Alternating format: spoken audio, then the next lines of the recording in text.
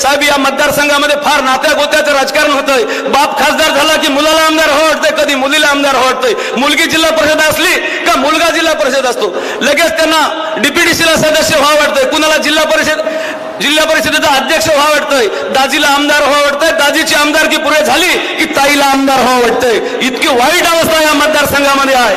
कधी कोणा एखाद्या पुण्याच्या माणसाला यावं वाटतंय, पुण्याच्या माणसाला यावं वाटतंय आणि या मतदारसंघामध्ये जहागिरी करावं वाटतंय. कधी भाकरपुऱ्याचं एक पार्सल जरांगेच्या भेटीला वेळोवेळी जातंय.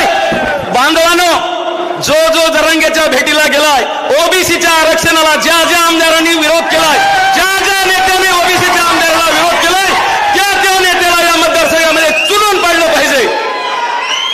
साहेब, आतापर्यंत आम्ही 3 माणसाला एकत्र करण्याचा प्रयत्न केलाय. गजानन सावकार सूर्यवंशी, चंद्रसेन पाटील गोंडगावकर, प्राध्यापक संजय